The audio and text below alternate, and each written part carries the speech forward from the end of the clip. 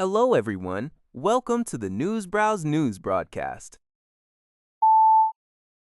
CBS News reports President Trump is holding a high-stakes meeting with Chinese leaders Xi Jinping in Beijing today, their first face-to-face encounter since October. The leaders aim to stabilize the U.S.-China trading relationship after a period of escalating tariffs. Trade is a primary focus, with discussions expected on issues like rare earth elements, semiconductors, and agricultural imports. The U.S.'s ongoing war with Iran also looms over the talks, as both nations grapple with its implications for global oil trade and regional stability.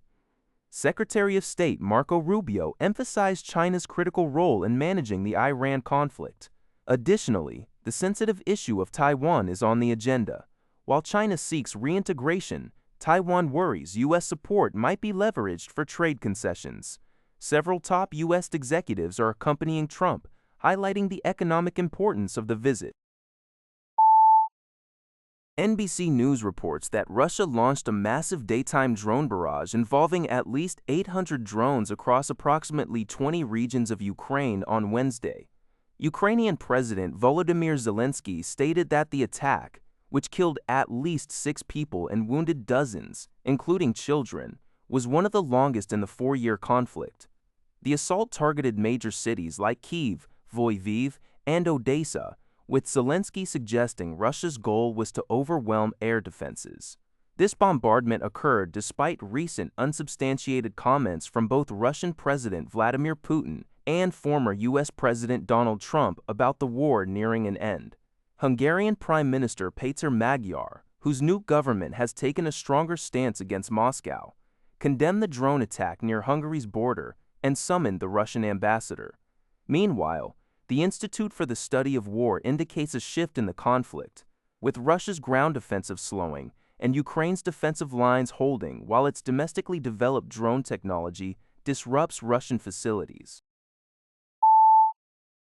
According to Fox Business, OpenAI's Vice President of Global Affairs, Chris Lehane, announced the company's support for a U.S.-led global AI governance body that would include China as a member.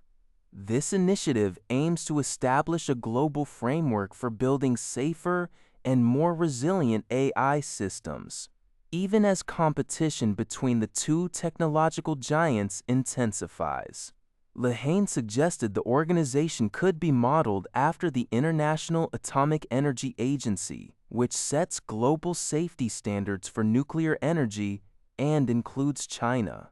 The proposal would involve linking the U.S. Commerce Department Center for AI Standards and Innovation with other AI safety institutes worldwide. The comments coincide with President Donald Trump's visit to China for talks with President Xi Jinping addressing topics like trade, tariffs, and AI chip sales, highlighting the complex U.S.-China relationship. Former White House AI advisor David Sachs noted the importance of exploring common interests, particularly regarding cyber standards, to prevent rogue actors from misusing AI. NHK reports that U.S. lawmakers have confirmed Kevin Warsh as the next chair of the Federal Reserve. President Donald Trump's selection to lead the central bank comes at a challenging period for the global economy. The Senate approved Warsh for a 4-year term on Wednesday with a 54-45 vote, succeeding current chair Jerome Powell, whose term concludes this Friday. President Trump has consistently advocated for the Fed to lower interest rates and hopes Warsh can influence other board members to adopt this stance. However, the economic landscape presents complexities. The Consumer Price Index reached its highest level in nearly 3 years last month, driven by surging gasoline prices and other costs exacerbated by the ongoing conflict with Iran. Some investors are concerned that if inflation continues to accelerate, the Federal Reserve might be compelled to raise rates, contrary to the president's wishes. The Organization of the Petroleum Exporting Countries, OPEC, announced on Wednesday that it has lowered its forecast for global oil demand growth in 2026.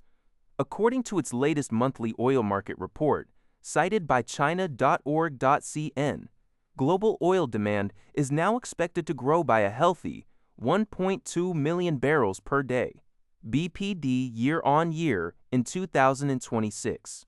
This is a reduction from its previous estimate in April, which projected a 1.4 million BPD year-on-year increase.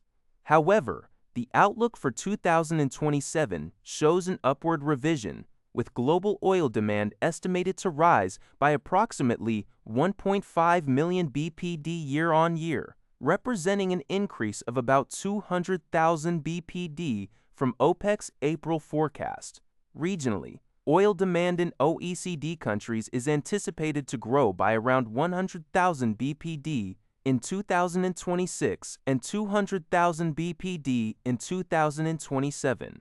Non-OECD countries are expected to drive the majority of growth, with demand forecast to expand by about 1.1 million BPD in 2026 and 1.3 million BPD in 2027. That's all for this video. Thank you for watching. See you in the next video.